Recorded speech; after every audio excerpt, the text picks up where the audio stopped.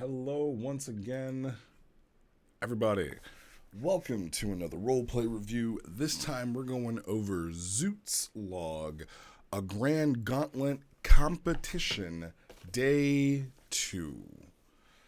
Now the characters in this log are going to be Zoot, and then there's a slew of NPCs that we have. Corvy, Cam Dylar, Ravine, Gareth, Brait, the father, Twine, the mother.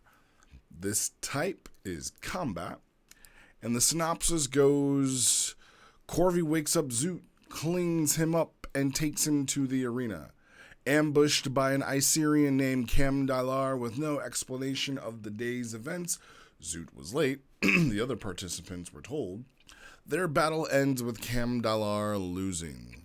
Ravine explains the competition is a gauntlet with a prize for anyone to win 3 fights in a row. The next fight is against Brait, his father. Brait dominates. After Zoot falls, Twine, his mother, is the next participant. Her and Brait fight to a double KO. Side note, apologies for Twine and Brait's colors being so close to each other if that causes any visual frustrations. We have NPC development. Cam Dylar shows basic energy control. Brait is a Yondai with the earth affinity. Twine is a Yondai with the wind affinity. And Ravine appears to have a teleportation skill that lets him move between light sources. Can move instantaneously to locations with spotlight focus. Wow, what a power set that is.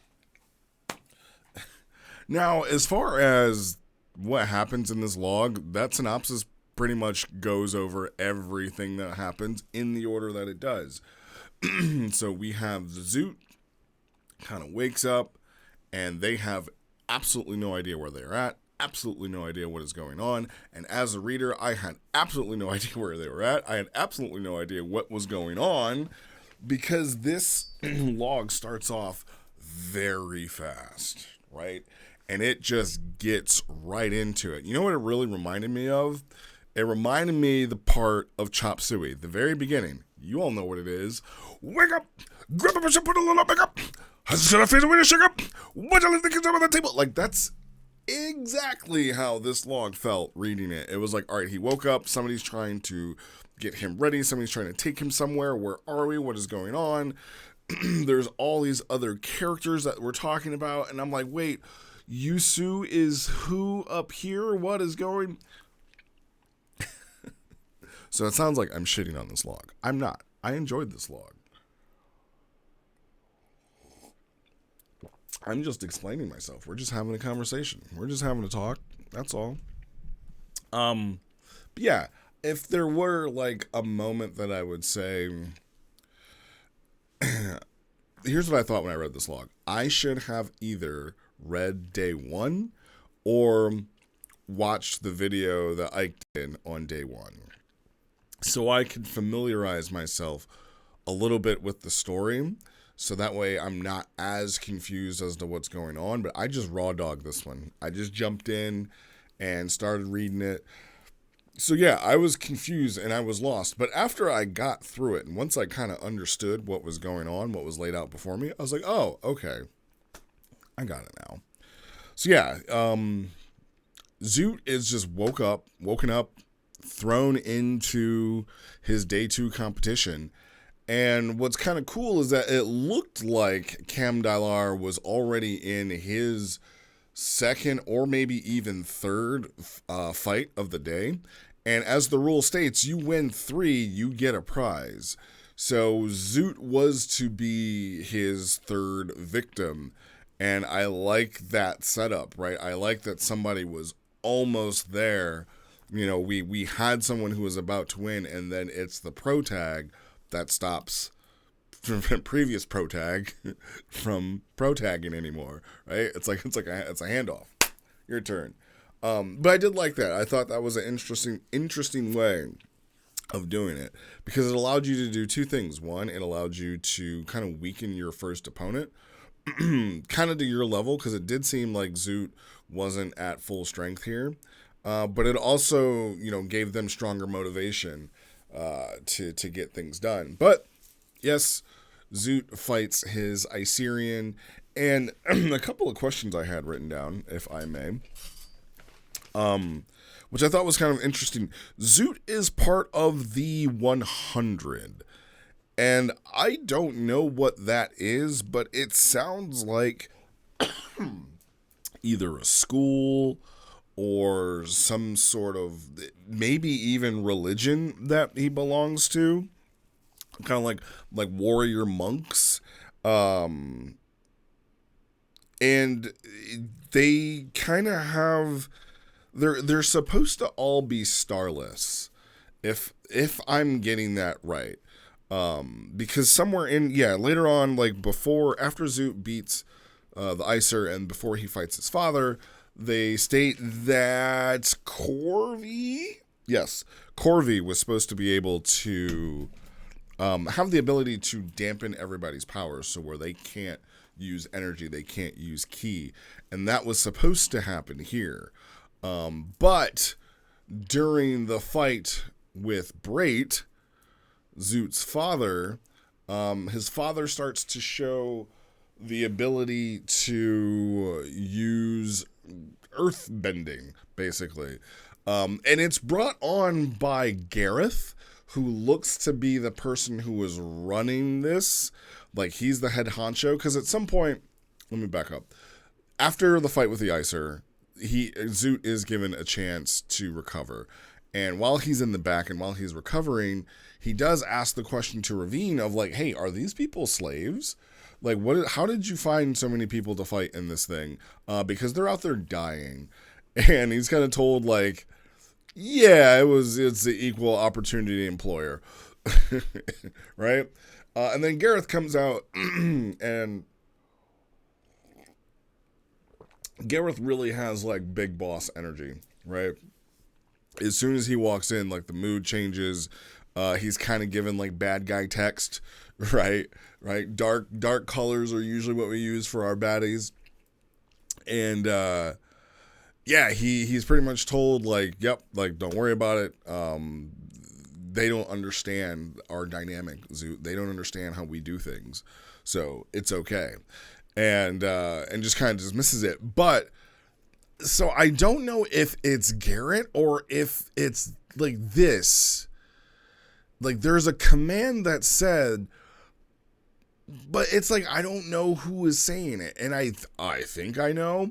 But basically, when this command is said, Brait is just like, he's like activated, right? He's like a sleeper agent, and that was his code word, right?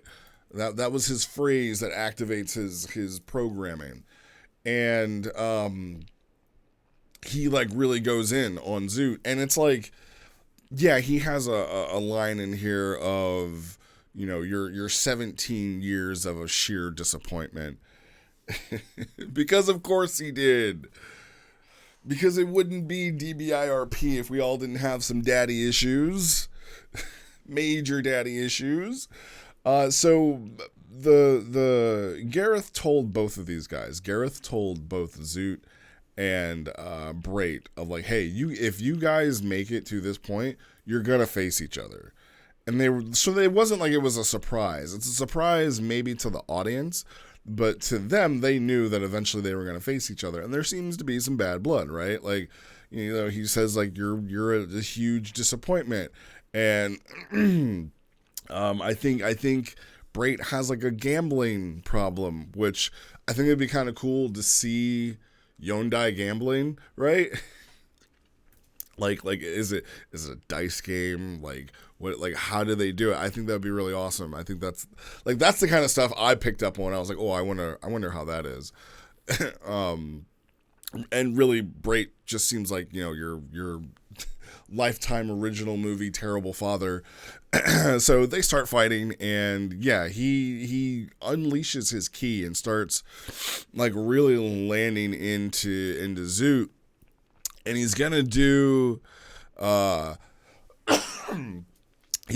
like Gaara's like desert funeral move where he has Zoot all wrapped up in this sand, and he's about to get crushed, and that's when Twine, Zoot's mother, shows up, and again the command is given to unleash hell, and then she kind of like snaps. Like, it's made a point that her personality has severely changed at this point, and she's not like kind of acting herself. She's way more violent, she's way more aggressive, and it seems like Zoot has like fallen, and now it's the parents are fighting, and they kind of knock each other back, smacking their attacks around, and then Zoot stands up. So everybody's thinking like, oh, okay, it wasn't Braid, it wasn't Twine, it was actually Zoot. He's the winner. He's, blah, blah, blah. And then, like, the both of them kind of stand up, and they say together, which I thought this was cute, like hell. So now it's like both of his parents fucking hate him and are trying to kill him, and they do, like, dual Rasengan bombs with their respected affinity, and then it just creates this big explosion, and then it knocks all three of them out. And that's the fight. we're kind of told of like, okay, so we're gonna stop here. There is no winner, and we're gonna take a brief intermission and come back to you later. And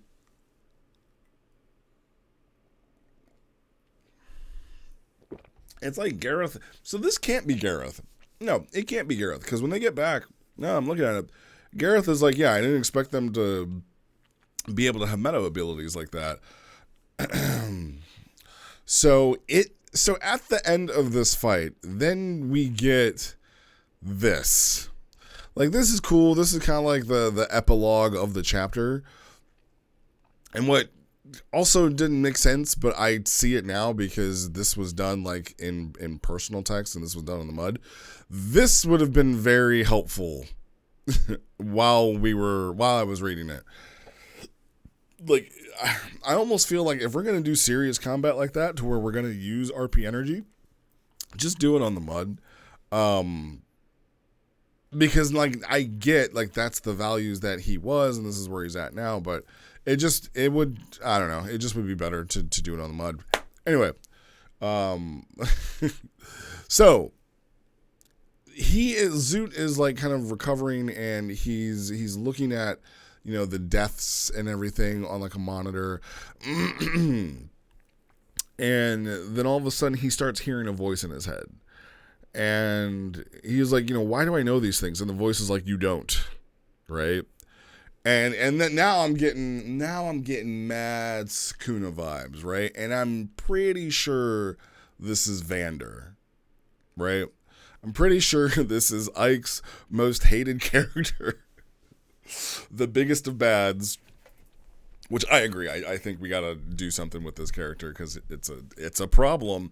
But I think the way that this is showing us now, Vander is the one that gave these two their command.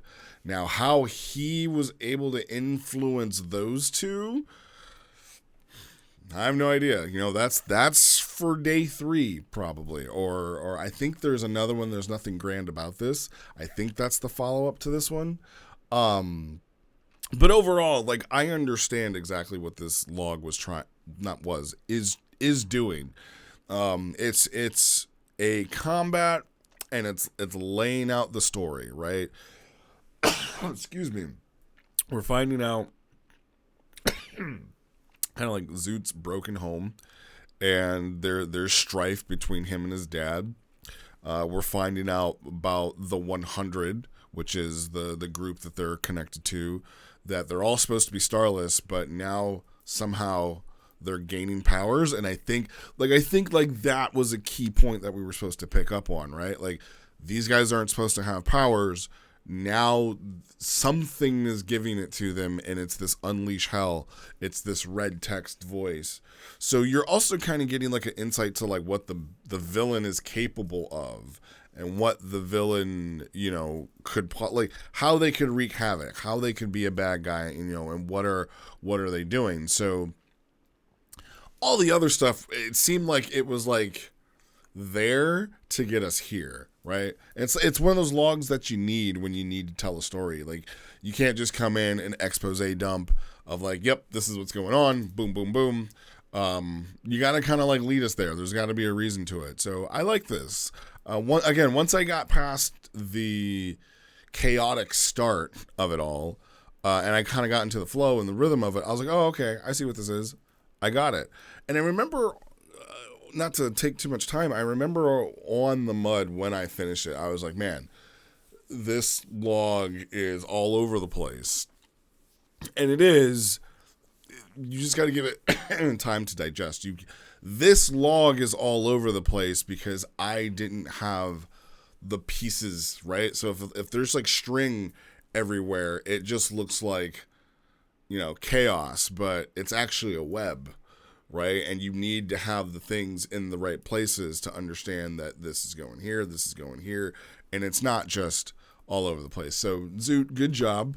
I look forward to getting caught up to more of the story. I hope to see, Zoot on page, kind of doing his thing.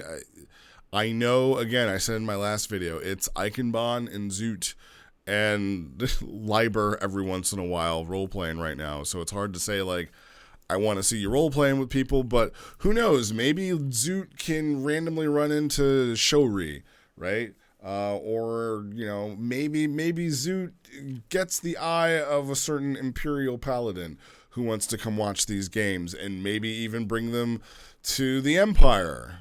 We all like a good gladiator battle royale, and then that changes the scope of what Big Bad can do. Who knows? But good job. Thank you for watching, and I'll see y'all next time.